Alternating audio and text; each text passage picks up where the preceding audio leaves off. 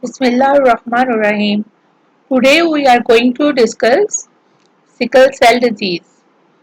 Sickle cell disease is an inherited chronic hemolytic anemia whose clinical manifestations arise from the tendency of hemoglobin S to polymerize and deform red cell into the characteristic sickle shape. Basically, this is an structurally abnormal globulin defect. This is the third hemolytic disorder we will study. First of all, we have studied inherited genetic defects. Number one, we have discussed red cell membrane disorder, in which we studied hereditary spherocytosis. Then we discussed G6PD enzyme deficiency, and now we will discuss hemoglobin abnormalities, in which there is structurally abnormal globulin chain, sickle cell disease. Normally,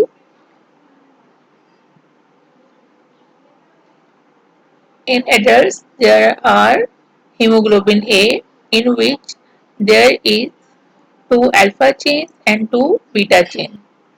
Usually, one hemoglobin molecule is made of two alpha and two beta chains with one heme group. In hemoglobin A, there is two alpha, two beta chain, while in hemoglobin F, there is two alpha, two gamma chains, and hemoglobin A2, there will be two alpha and two delta chains. What happened in sickle cell disease? One of the beta chain, there will be point mutation, and there will be change in the amino acid at the position 6 of globulin chain. There will be insertion of the valine instead of glutamic acid. This is most common in African population, and it is an autosomal recessive disorder.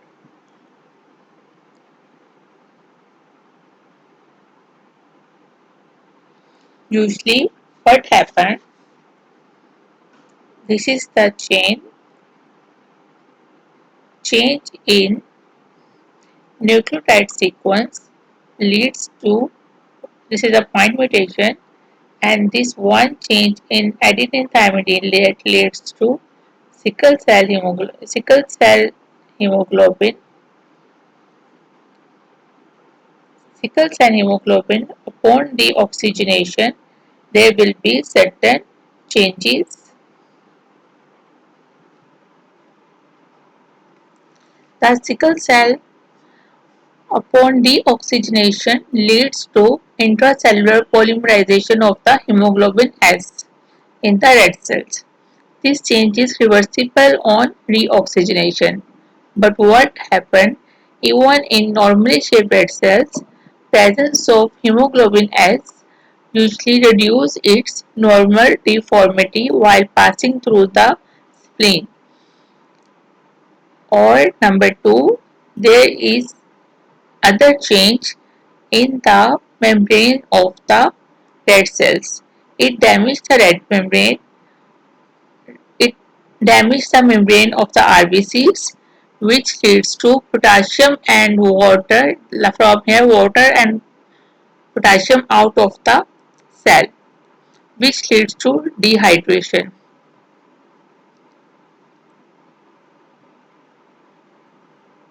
Furthermore, extensively or extensive and repeated these episodes leads to irreversible sickle cells. It can lead to hemolysis. When these cells passing through the spleen, they are unable to maintain normal deformity which is required for the mobility when they move from the spleen. It leads to breakdown of the RBCs and hemolysis. Number two, these passing through the vessels, it leads to it act with platelets, endothelium, and they form microocclusions there.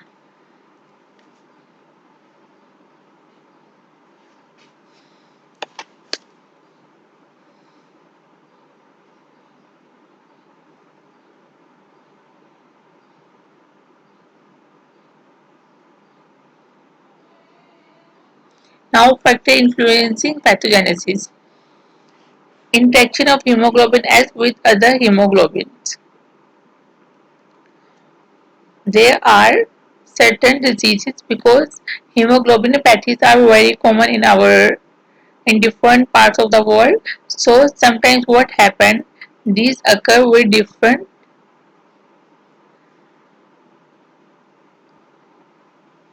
phenotypes which sometimes decrease the severity of the disease.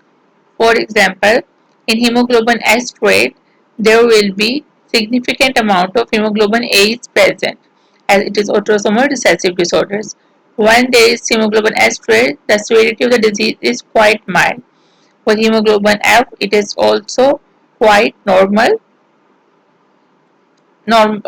quite mild phenotypic of the disease. With hemoglobin S and with hemoglobin C, it has some intermediate severity of the disease, and with alpha thalassemia, it also has milder disease. Its factor influencing pathogenesis is also dependent upon intracellular pH and the transition time they passing through the vascular bed.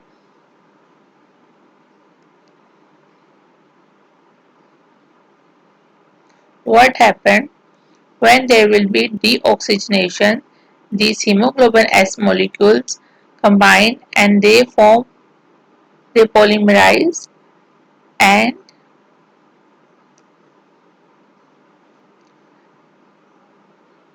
form aggregates. For these reasons, they leads to chronic hemolysis, hypovascular occlusions, and different other tissue damages. Microvascular occlusion. Because of formation of the irreversible sickle cells which leads to formation of the aggregates and polymers, there will be quite of these cells inside the vessel.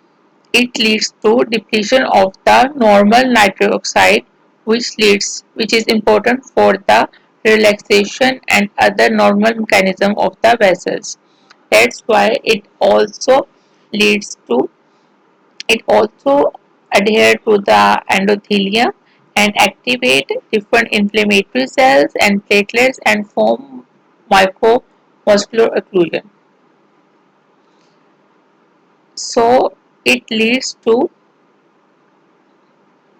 vaso-occlusive crisis in that condition when it blocks the vessel. And there are painful crises which are usually aggravate in the presence of hypoxia, certain infections, dehydration and acidosis. Most important vaso-occlusive crisis in kids, it occurs in the small bones of the hand, which is also known as hand-foot syndrome and dactylitis, while in young children and in adults it can occur in lungs, liver, brain, spleen and bones. Acute chest syndrome. Acute chest syndrome patient presented with vaso-occlusive crisis which leads to acute chest syndrome and it patient presented with fever, cough, chest pain and pulmonary infiltrates. Sometimes patient presented with stroke. Patient can also present with sequestration crisis. Basically, it lead to splenic and hepatic sequestration. Usually in children, what happens? There will be entrapment of the sickle cells, which leads to decrease in hemoglobin, hypovolemia, and shock. Aplastic crisis. This is due to decreased immunity of these patients. There will be increased tendency to get infection, for example, parvovirus infections, which decrease the RBC's production, and they already have increased RBC's destruction, so there is significant anemia. Patient needs transfusion.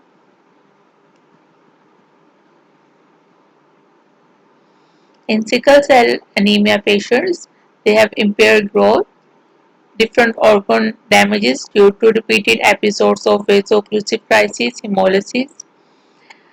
These patients leads to hyposplenism or splenic atrophy, which leads to increased tendency of infections. For example, pneumococcus pneumonia, Haemophilus influenza. Now, how we will diagnose these patients? Family history, bone examination.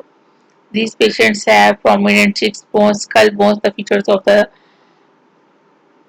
hemolytic anemia. In lab, they have anemia and other markers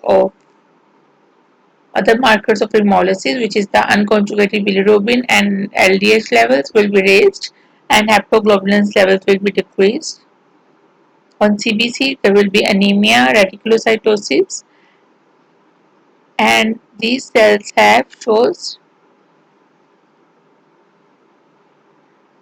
an isopericulocytosis. These are the sickle cells. This one is the sickle cell. This is the sickle cell. This is sickle cells. This is whole body, which is occur in splenectomy patients.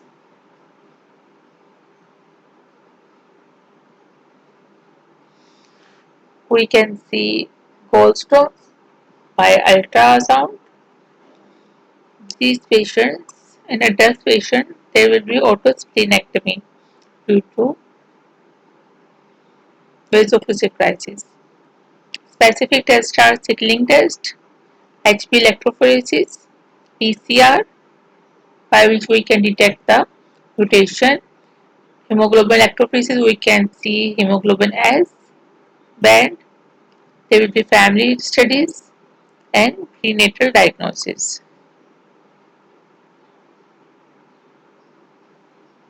Thank you.